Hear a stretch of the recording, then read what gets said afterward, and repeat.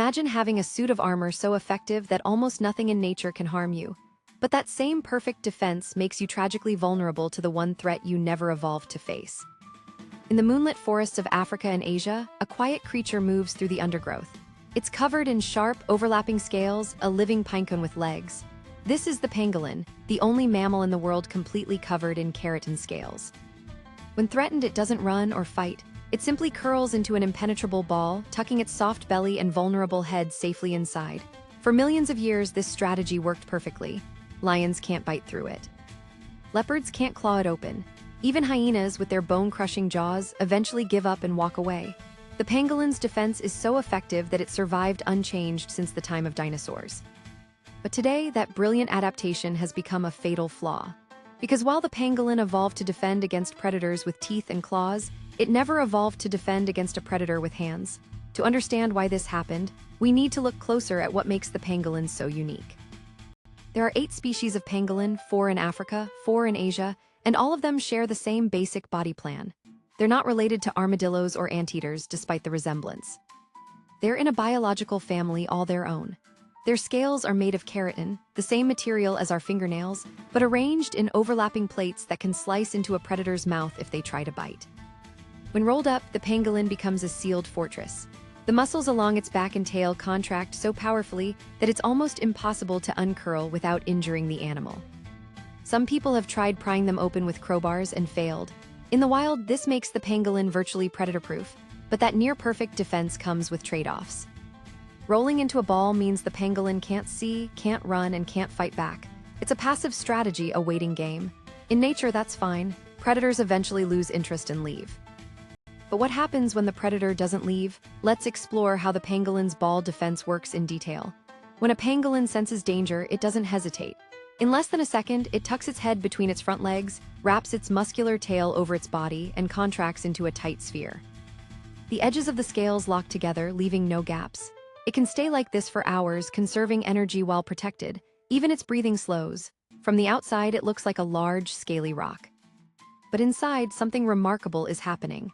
The pangolin isn't just hiding, it's using its body as a shield in a way no other animal does. Its scales aren't just hard, they're sharp. When a predator bites down, the scales dig into the soft tissue of its mouth, causing pain and discouraging further attacks. Some pangolins can also release a foul-smelling musk from glands near their tail, similar to a skunk, adding another layer of defense. For animals that hunt with their mouths, this combination is unbeatable. But the pangolin's greatest strength is also its greatest limitation. Because it relies entirely on this one strategy, it has few other defenses. It can't climb when rolled up, it can't call for help, it can't even assess whether the threat is still there, it just waits. And in the ancient forests where it evolved, that was enough. Predators would eventually move on to easier prey. The pangolin would slowly uncurl, sniff the air, and continue its search for ants and termites.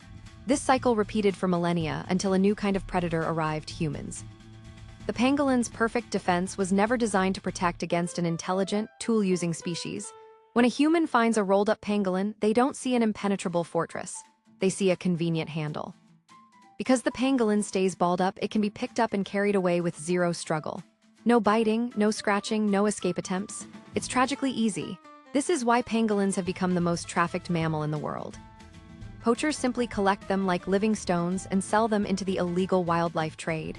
Their scales are used in traditional medicine, and their meat is considered a delicacy in some regions. And because they're so easy to catch when balled up, populations have been devastated. In parts of Asia, pangolins are now virtually extinct in the wild. African species are rapidly declining. Conservationists are racing to protect them, but the challenge is immense. The very trait that allowed pangolins to survive for millions of years is now pushing them toward extinction. But there's a twist in this story, a glimmer of evolutionary hope. In areas where pangolins have frequent contact with humans, some individuals are starting to change their behavior. Instead of always rolling into a ball, they sometimes run for the nearest burrow or climb a tree. It's a small shift, but a significant one. It suggests that pangolins can learn. They can adapt. In captivity, rescued pangolins have been observed using their sharp claws to dig rapidly into the ground, burying themselves within seconds, a behavior rarely seen in the wild. This flexibility may be their best chance for survival. Meanwhile, conservation programs are working to reduce demand for pangolin products, strengthen anti-poaching laws, and establish protected habitats. Some are even using trained dogs to sniff out pangolin scales in shipping containers, disrupting trafficking routes. The fight to save the pangolin is far from over, but awareness is growing. And perhaps with enough time and effort, this ancient species can evolve once more, not in body, but in behavior, to survive the modern world. The story of the pangolin is a reminder that in nature, there are no perfect solutions, only trade-offs. What works in one environment can fail in another. What protects you from one threat can expose you to another. The pangolin's brilliant ball defense is both a masterpiece of evolution and a heartbreaking vulnerability. It shows us that survival isn't just about being strong or well-defended, it's about being adaptable. And if the pangolin can learn to change, perhaps we can too by changing our laws, our choices, and our relationship with the wild. What other animal adaptations have surprising downsides? Share your thoughts in the comments. Your idea might inspire our next deep dive into the animal kingdom.